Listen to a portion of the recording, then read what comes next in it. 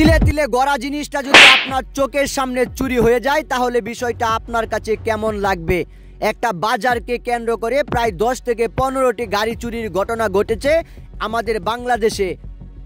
আর এভাবেই হয়তোবা আপনার শখের বাইকটিও অন্যের হয়ে যেতে পারে। পরিস্থিতি যাই হোক, আপনার বাইকটিকে সেফটি দিন। আসলে একটা বাজার যখন উলামেলায় ব্যস্ত, হাজার হাজার জনতা, ঠিক সেখান থেকে একটা চক্র প্রায় কয়েকটা গাড়ি চুরি করে পালিয়েছেন। আসলে তারা একটা গাড়িকে কেন্দ্র করে এমন একটা পরিস্থিতি শুরু করেছেন, দেখা যাচ্ছে গাড়িটাকে কেন্দ্র করে তারা গাড়ির পিছনে পিছনে চলে এসেছেন। লোকটি গাড়িটি রেখে অন্য একটা কাজে যখন অনেক জায়গায় ঘোরাফেরায় ব্যস্ত, ঠিক সেই মুহূর্তটাতেই তারা গাড়ি চুরি করতে ব্যস্ত। হাজার হাজার জনতার ভিড় থেকে কিভাবে একটি গাড়ি চুরি করে নিয়ে গেলেন সেটা সিসিটিভি ক্যামেরায় দেখা যাচ্ছে। আসলে এখানে আগে থেকেই সিসিটিভি ক্যামেরা দেখানো হয়েছিল, যেখানে সেটআপ সেখানেই এই কাজ। চোরেরা আসলে লক্ষ্য করেনি এখানে সিসিটিভি ক্যামেরা ছিল। আসলে তাদের চেহারা প্রকাশ্যেই দেখা যাচ্ছে। আর এমনভাবে গাড়ি চুরির ঘটনা আগে হয়তো কখনোই আপনারা দেখেননি।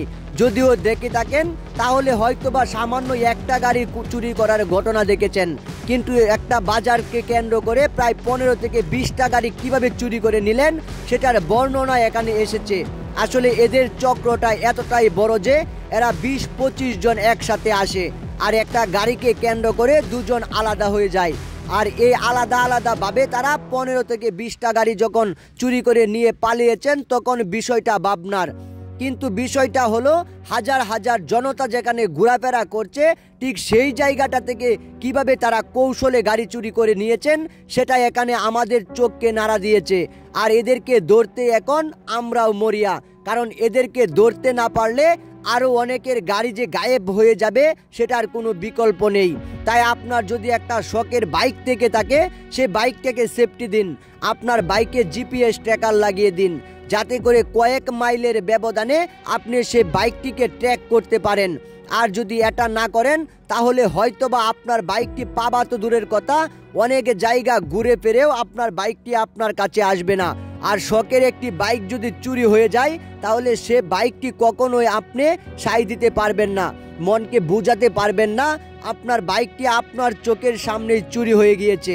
আপনি যদি সামান্যতম ভুলও করেন তাহলে সেই ভুলের খেসারত কিন্তু আপনাকেই দিতে হবে। তাই আমি বলবো আপনার বাইকটিকে সেফটি দিন। আপনার বাইকটি এখন কোথায় রাখছেন, কিভাবে রাখছেন সেদিকে খেয়াল রাখুন।